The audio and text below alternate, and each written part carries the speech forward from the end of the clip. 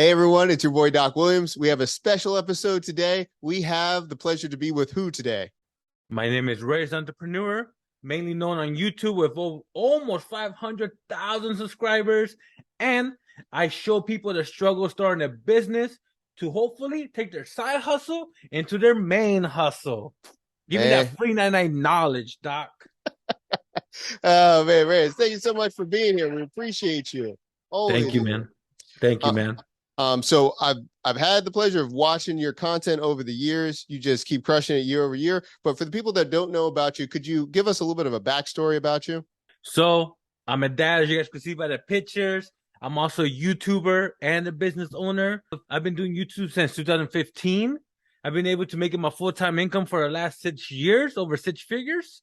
And pretty much just I love starting new things. I've done t-shirts, vending machines, I've done ride-alongs, I've done so many things. Go check it out if you want to get inspired. But I mainly love to teach people and help people grow their businesses. I'm jumping into a whole new business, YouTube management, and of course I'm documenting the journey.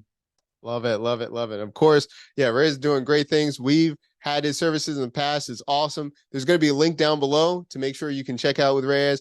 Also, be able to inquire about his services. Like you mentioned, actually, when you were saying you did so many different businesses, I think the first time I saw one of your videos, it was t-shirts. That was the big thing. And then for a minute, I remember the gumball machines and all those things. When you're switching, or let me ask you this: how did you decide to like go deep in one and then switch? If you really want to grow on YouTube, you need to focus on a niche that has potential to help you grow. For example, eBay. eBay is great to start a hustle, but not a lot of people want to know about eBay. But when I jumped onto vending machines, I jumped on the wave and it took my channel to the next level. Right now, for example, you could jump on trends, but I first started with little hustles, man, collecting cans, selling chocolate bars. And for a year, I didn't get a lot of action until I started documenting my t-shirt journey. And because there was a big audience, a community already who was hungry for that knowledge, especially my type of content, where back then, a lot of people gave you a little bit piece of information and then they want to sell you a course. And I understand, I respect it. But me, I'm like, I'm gonna show you the good, the bad. I don't sell no courses. And that's what really took my channel from a couple thousand, 2, 3,000 to over 20, 30,000 in a matter of months. But I noticed the t-shirt niche, there was a cap. There was no YouTubers who had over 100,000 subscribers that made t-shirts. And honestly, I got sick of making t-shirt content. I want you to try something different. And it was a mistake, but I'm glad I did it where I told my audience when I had like 20, 30,000 subscribers, my channel was already established. I told them, look, thank you so much for the support. I'm going to switch up the content. If you stay cool, if you don't, I appreciate you anyways. And I got a lot of hate, bro. And I lost a lot of subscribers. And then I tried it. eBay, not that well. I tried a couple other hustles, not that well. And then I jumped into vending machines. And that took me from 20, 30 subscribers to over 100,000. That gave me my first million viewed video. And then I messed it all up, Doc, because I was milking it, the vending machines. I didn't love it, the side hustle, but it was getting views. I jumped on the wave. Once I started growing, I took it for granted. And I decided, you know what? I don't want to do the vending machine business, bro. It was a huge headache. I had people message me like at 11 at night. Hey, the chips didn't fall all the way. Can you come get it? Bro, I'm gonna drive 30 minutes for a 30-cent bag of chips. And there's not a lot of money. It's the long game, bro. You gotta have that for generations to make a profit. But it was great on content. But I told myself, I don't want to do the vending machine business. 2019, since now, I've been lost, bro, because I've been trying to find the next thing for my YouTube channel. I tried ride-alongs. I tried other type of hustles. I just tried liquidation pallets. And that's what kind of brought me back to the hustles. But that's one lesson I learned that I'm applying to my YouTube management service. Stick to one niche and focus on that. Grow your community and stick to it. I guess that's kind of the long version of my YouTube journey right there. No, that's awesome to hear. I'm glad that you really told us like your thought process why you went through all these different ones. What you just said was if the niche big enough. As I'm looking at mine, I'm like maybe no code or talking about tech is not, it's too niche.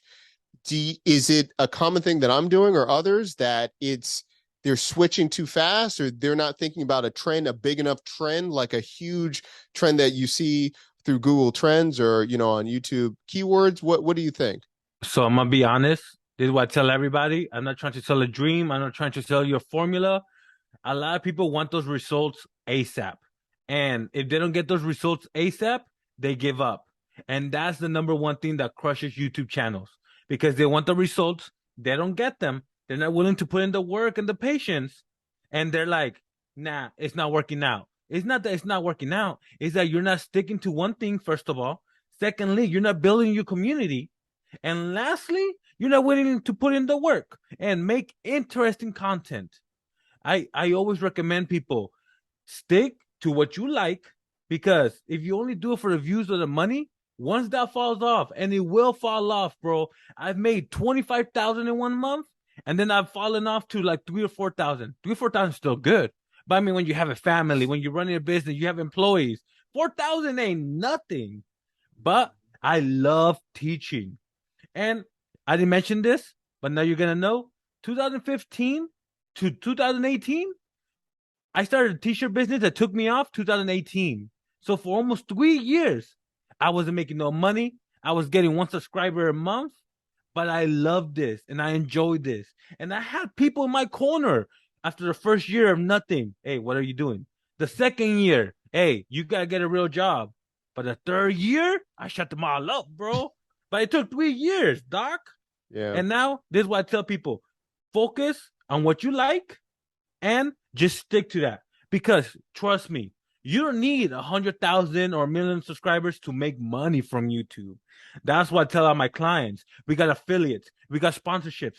And honestly, the more niche you are, the more you could charge because that means there's not a lot of competition out there who's doing what you're doing.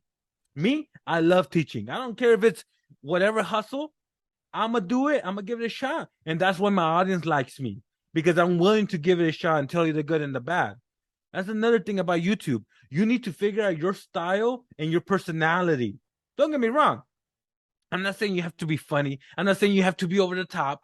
But me, I like being funny. I like giving that knowledge, and that's why I make sure to provide in every video. But stick to what you're sticking to, and hopefully you stick with it for the long run and you're passionate about it. Another thing I tell people is, what's your main focus? And there's three of them: the money, the followers and subscribers, or helping other people. And I notice people who help other people are the ones who stick with it because they're not trying to get the results ASAP. They just want to help people. And most of my clients that I've had for the longest, they just want to help people. Yeah, yeah, that's a really good point. It Mm. seems uh it seems basic, but like you got to really just back up and just look at what you're doing. I love that. But that's why, kind of like the advice I gave you was, I know you want to grow. You know a lot of online hustles. Let's focus on showing people how they can make money on online hustles. I know you talked about coding and this and that, but you gotta find the theme of your channel. I would really love you for to stick with online hustles and showing people, and let's see how that goes. I really do. I really do try not to be on Twitter and Instagram because then I just start like second guessing all the time. I'm like, people are doing this, maybe I should start doing that. But no, it was great when you were like, yeah, just keep doing this. I was like, all right, all right. Just stay in this lane and try it. So no, I appreciate that. And you know what? Just so touching base on that, I've done this for a long time. There's been new people who started a YouTube channel 1 or 2 years ago, and they have more subscribers than me. But because they jumped on trends. What's trending? Crypto, NFTs, Yep. real estate. And if you make videos like that, oh, you're gonna grow. But it's the passion there. And I learned a long time ago. I'd rather grow slowly doing something I love than jump on trends and get a lot of followers and be hating life. Like, for example, We talked about stocks. I jumped on it. I'm not a gambling man. I used to have a problem gambling, but I had to let that go. But then I'm like, let me make some stock videos because everybody's making stock videos right now. And he got a lot of views. The CPM was like $32, bro. I had videos with 100,000. I've never been more stressed out in my life because I was using my real money and that stuff was going up and down. And I told myself, I'd rather stop making this content and have peace of mind than jump on this trend and just lose myself. But of course, that's just me, man. I'm in this for the long run. You know, it's funny that you said that. I was interested in making crypto platforms and stuff with NFTs. And so I was like, let me just try to get into it. But you know what? The hate, or I don't know, it could just be bots or whatever. The comments about like crypto and people like it was getting too personal. It was too much. I just stopped. I was like, if people want to talk about it, I put on another channel. I'm like, I can really talk about, but like talking about what's happening daily in crypto and everything, it was too much. I said, I can't live that kind of life. I can't be living that. And you know what? The reason why there's a lot of hate, in my opinion, because there's people losing their life savings because there's so many other people hyping it up. And I don't know if they noticed. Of course, they're hyping it up because they got a hand in it. They're Yeah. promoting something on affiliate or a coin.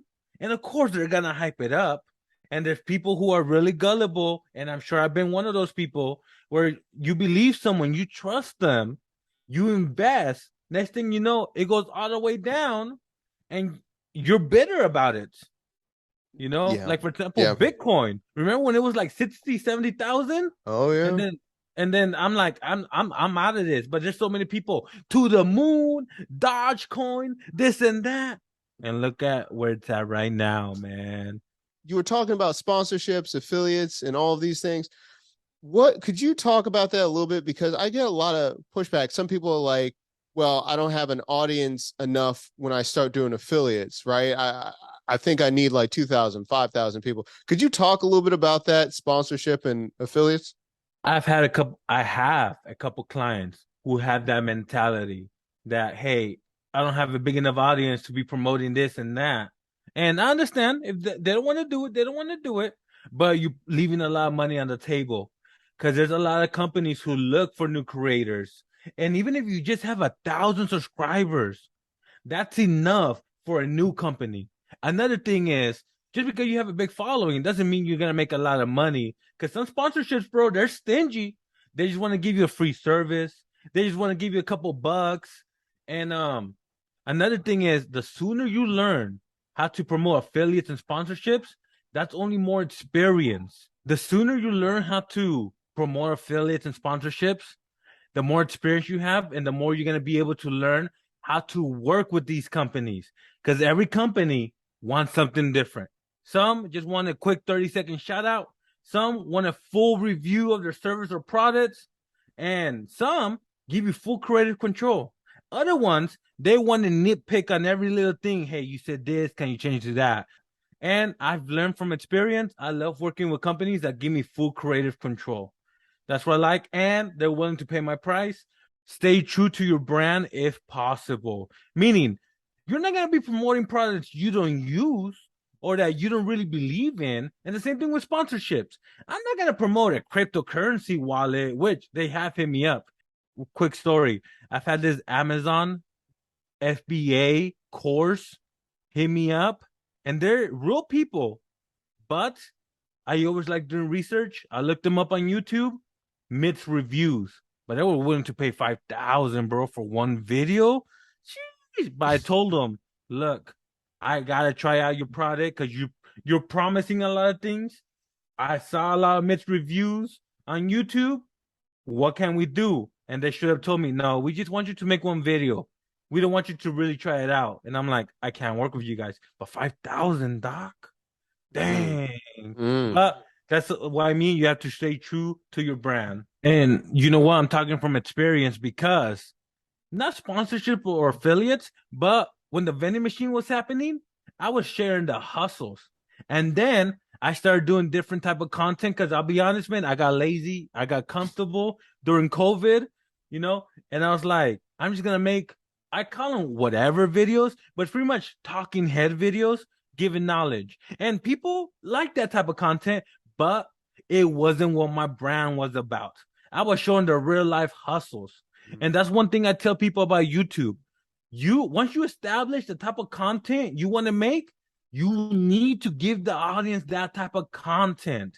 Because once you switch it up, they're not gonna want to watch you anymore because they got used to a certain type of content. Like, for example, your content is mainly talking head videos, just like this, but you're dropping that knowledge. But you already got your audience used to that. Now, if you switch it over, try something different, they might like it, they might not. That's why I say try different things, but stick to what they really like. I know a guy who all he does is put his little head right here, and then he watches a 20-minute hustle video, and he every 5 minutes he'll say something like, look, that's true. And then another 5 minutes of the video, and he's getting hundreds of thousands of views. I'm like, this guy, he got his audience used to that content. And that's what they expect every single time. Well, let's talk about what you're working on right now, because so I was looking at a bunch of your videos. Actually, you're talking about your call to actions. They're on point, because I never even thought about looking you up on Instagram until you started saying it in the video. So your call to actions work. So jumped on Instagram, and I'm seeing that you're starting to offer services for YouTube and all those things. Tell us a little bit about why you started doing that and what you're doing now. So, like I said, I was doing the vending machines. My channel took off. And then for the last couple of years, I got lazy. And I didn't want to make hustle videos anymore, bro. They take time, they take money, stressful. And trying to balance a full business plus still make content plus a family, I was like, nah, man. So for the last couple of years, I got lazy with my content and I lost a lot of subscribers. And I understand.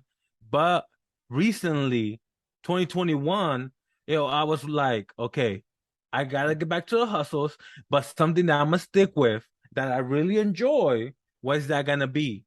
And I'm like, I like YouTube. I love sharing knowledge. And then I was like, let me try to grow a couple channels on my own.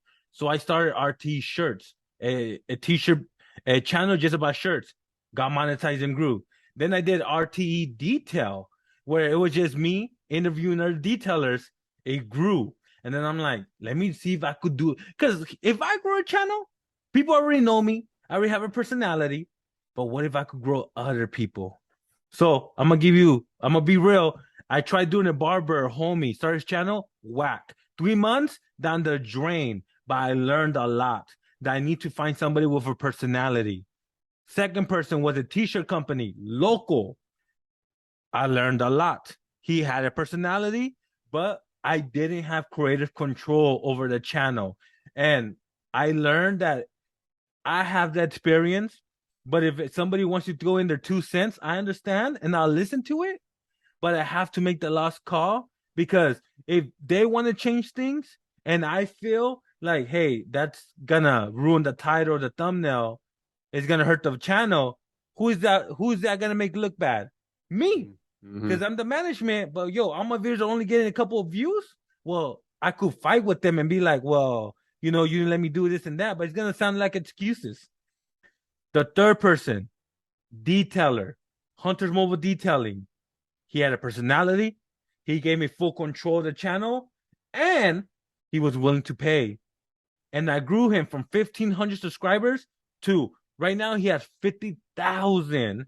Making 3,000 to 5,000 a month of ad revenue, not including he sells products, he gets customers for his detailing business and affiliates and sponsorships. But that's what I really wanted to focus on. And I'm like, I love this. See how I'm talking about? Like, I really like it. I'm not doing it for the views. Honestly, I've only been uploading one video, 1, 2 every month, because I've been focusing on this, because I realized I need to grow a business and I need to document the journey like I used to, and not worry so much about posting on my YouTube channel, because sometimes there's 2 different routes you could go with YouTube: quantity or quality. Post 2-3 times a week and not every video is going to take off, but hopefully one does, or post one video once or once every week or every 2 weeks, but it's a banger video and you're establishing a story. So I'm only posting one video a month right now, but it's gonna be about me taking this business I'm doing to 7 figures, and I'm gonna tough it out. But I just wanted to start a new business, something I was passionate about, something I really wanted to grow. I got a year and a half in. As you could tell, I'm getting a lot of clients, but I'm going through the struggle right now. And, we went through a struggle where I'm like, I can't keep up with the edits, but I still have other things to do. What do I do? So I just talked to my editor, and we've been producing more content, longer hours. But I'm at that point where I need to hire somebody else to help, but I'm not making enough to pay them consistently. And honestly, I don't want a freelancer, because freelancers, don't get me wrong, they're cool, but they're all about the turnover, not about the passion, not about helping me grow the business. But that's where I'm at, man. And I'm taking people along for the journey. I love it, man. I love to hear. I love to hear. This is a great segue right here, everybody. Again, this is part one, hearing about Reyes and his journey, all these things. Part two, we're actually going to get real, just like you were talking about, and we're going to start diving into pain points, how you're going to be scaling it, a couple ideas I have. And so that's what we're going to do in part two, man. There you go. Hey, make sure to check it out. And let's jump into it, Doc. Let's go. Good times. Of course, by the way, you're going to see all the things in the description. Make sure you check out what Reyes has got going on. His services are great. Make sure there's going to be a link down below to be able to hit him up. And let's do it.